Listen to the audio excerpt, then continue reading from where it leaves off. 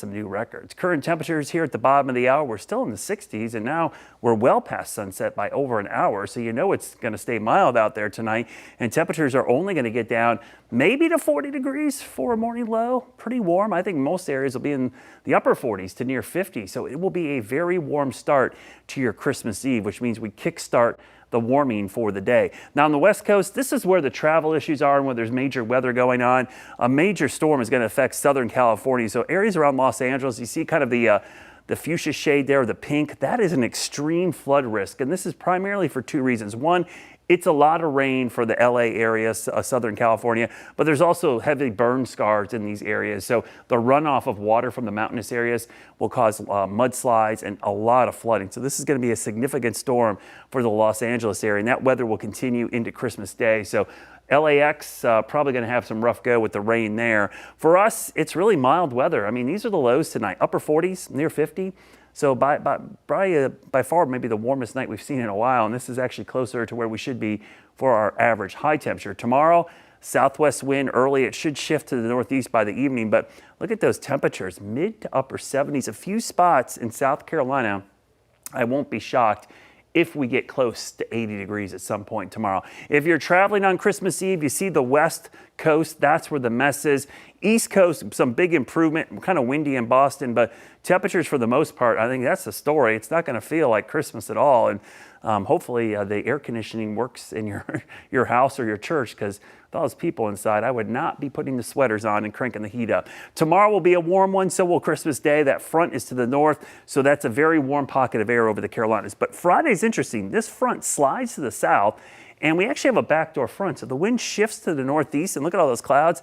I think some areas could be in the 50s if we're lucky, maybe 40s for highs on Friday. So it could be a pretty dramatic change from Christmas to Friday. But then by Saturday, that front moves back north as a warm front. Now, what are the warmest Christmas days on record? 1955, 77. Back in 2015, it was 74. And you go back 4 years on to 2021, it was 71. But those are the only six times total that we've been 70 or higher on Christmas Day, which obviously is more than it snowed on Christmas Day. This year, we're looking at temperatures possibly in the mid-70s. I'm going with a forecast high of 75, which would make it the second warmest on record. Not the record high, but the second warmest Christmas on record. The average for the date is 53 degrees. Just looking back at the last 5 years, if you're curious what it looked like, last year was about as normal as it gets. Morning low near freezing, afternoon high in the mid-50s. 2 years ago, pretty mild, 50 in the morning, but 61. Everyone remembers that one, 2022. Remember that, how cold it was? That was not only cold Christmas Day, but Christmas night. We actually had some power grid issues because everyone was using so much power. The year before was a very warm one, 71. And then 2020, I think many people remember that. That was the COVID Christmas, 22 in the morning, 41 in the afternoon. This week, near record heat. Look at these temperatures. Tomorrow will easily break the record, I think. 73, I think that looks easy to break. Thursday, definitely probably not going to break the record. On Friday, for sure. And then Saturday, we could jump back in the mid-70s. If that's the case, that record is only 72. That looks like the easiest record of all them to break, probably tomorrow and again on Saturday. Now, you see the ridge. That looks like a summer pattern, but look at this. Dip in the jet stream up in Canada starts to slide into the northeast. Really cold pocket of air for early next week. Secondary surge comes down as we go into late week. So it's a cold pattern. This is the below zero readings up in Canada. I was just looking, Yukon Territory, Northwest Territory, interior parts of Alaska, 50 to 60 degrees below zero. So there's cold air up there, and it's going to start moving. You could see this weekend, it starts creeping to the south. So on Saturday, and when you displace cold air, you actually displace the warm air as well. That's why it's such a big warm up ahead of this cold blast. But this cold blast dives into the Great Lakes, the Northeast, Sunday into Monday, and affects all of the East Coast for next Tuesday. So a week from today, we'll be talking about the complete opposite of what I'm talking about today, which is warm temperatures, April-like conditions. It'll feel not only like January, but about 10 degrees below the coldest temperatures in January, because high temperatures will struggle to get above 40 degrees. And so when you look at the 6 to 10 day outlook, you start seeing some of these temperatures for this time of year. Remember, the time frame here is going into early January, where the average high is dropping down to about 51, 52, about the coldest it gets. So being below average means you're at least in the 40s for afternoon highs. Morning lows close to the freezing mark, if not below.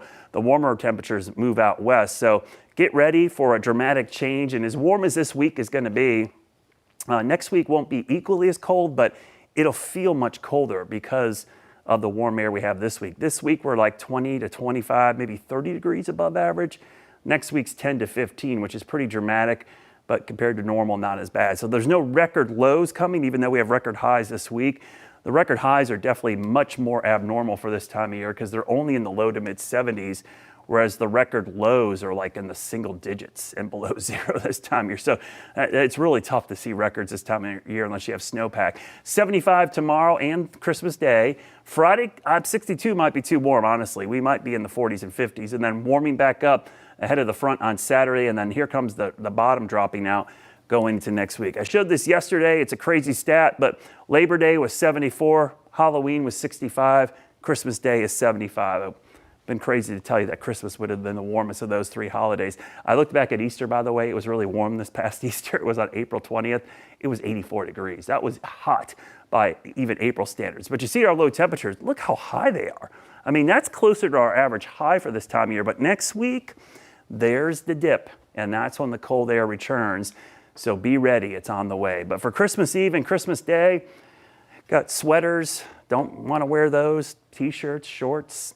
Hey, it's a great time to get outside with the toys, at least, if they're not winter sports. The bikes, the basketball, hoop, all that stuff will be fun. But if you got a sled or skis, probably not the year to be using those. Let's take a look at your Jerry Hunt Supercenter 7-day forecast. Warm temperatures abound through the weekend. Again, Friday could be a weird day. It could be really colder than that with the cloud cover.